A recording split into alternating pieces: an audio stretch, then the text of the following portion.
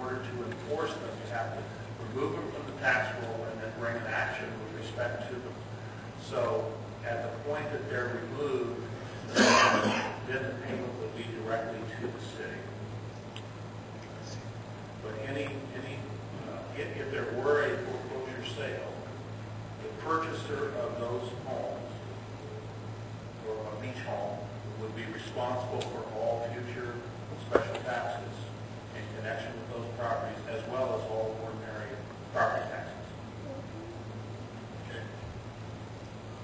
Any questions? But if I may briefly comment. So who's going to wind up with a home? The bondholders?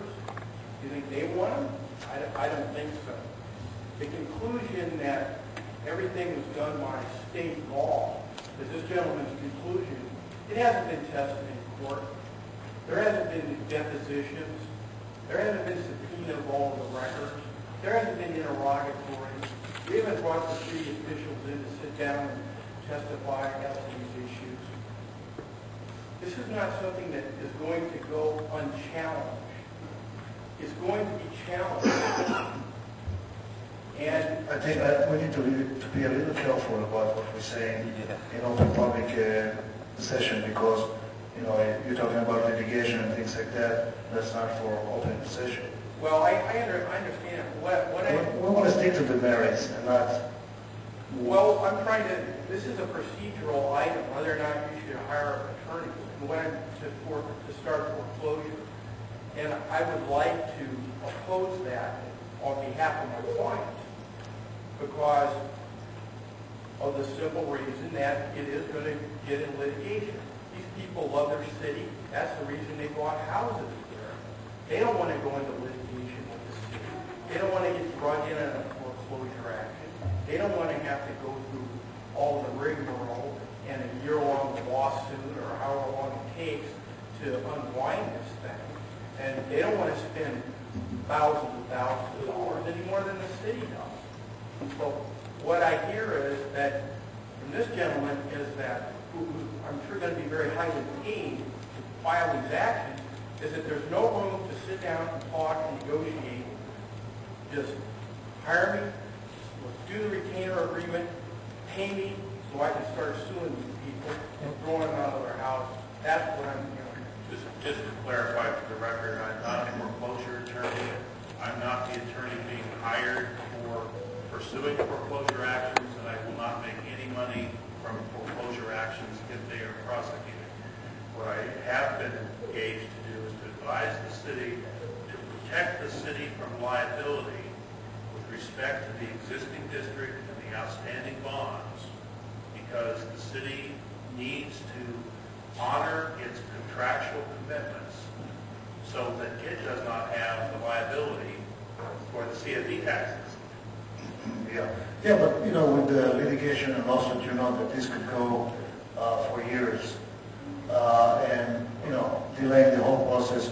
The gentleman was recommending, he's representing a group homeowners that they want to sit down and talk and see if we could resolve, as opposed to paying $150,000 to a law firm and start some action. So we haven't looked at possibility to resolve it without paying $150,000. That's his concern. And I agree with the gentleman. But I also want to be, protecting the city as far as the bond and the obligation that we have with the bond issuers. And I appreciate the point you're making. The foreclosure process with respect to Melrose financings has been in place for many, many years, and their failure to pay the tax is the basis for foreclosure, period. And again, if the city fails to honor its contract with the bondholders will have a clear opportunity to bring an action for damages, because the foreclosure process is relatively quick with respect to Melrose, unlike with respect to property taxes in general. And that process, again, if the city complies with its contract with bondholders city will have no liability with respect to the CFD. Failure to do that would result in significant liability.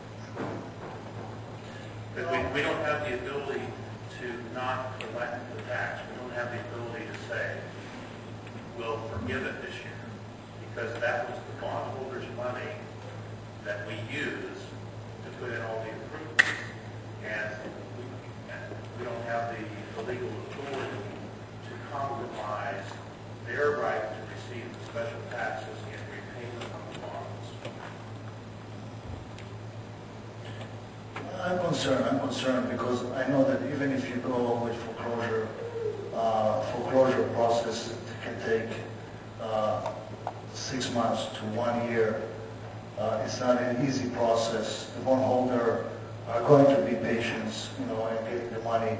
Unfortunately, in this case, we have a developer that is no longer in business.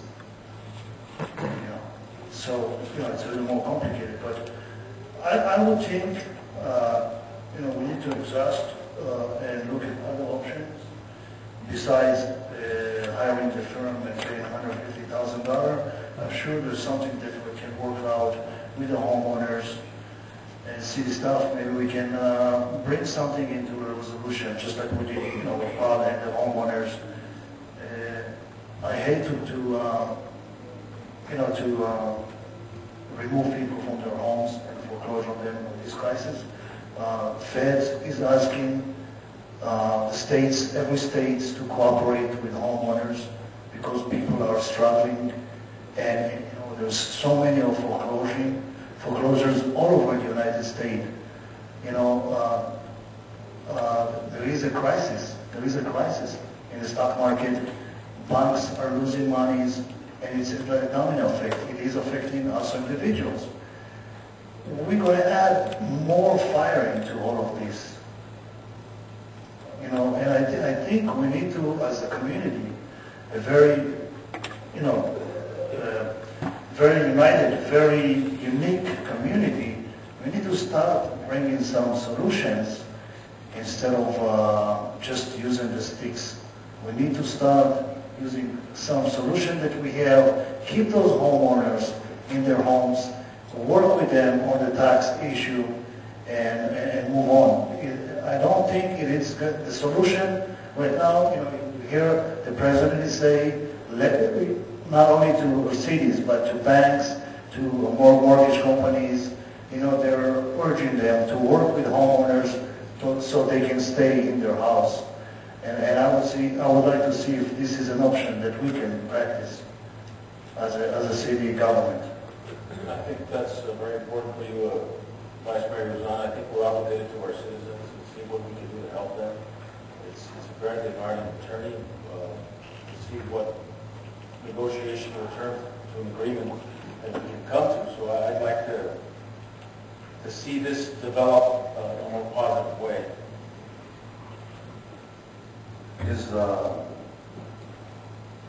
I heard that there was a program out there for people who are going through these kind of crisis situations where there's a program out there where they can refinance their homes for a lesser amount, and maybe getting involved in something like that, the homeowners will be able to cover these CFD obligations.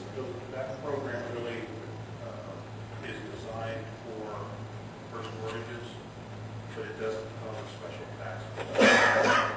Well, what I'm saying is that if they're able to accrue some form of savings from the first mortgage, that then they can, from those savings, gather enough money to cover their CFDs. Is that a...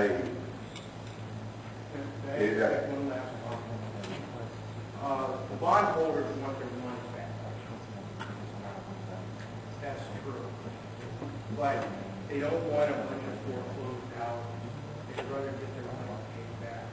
If Countrywide, GMAC, and all of these other banks are willing to sit down and take losses of $200,000 hits per house,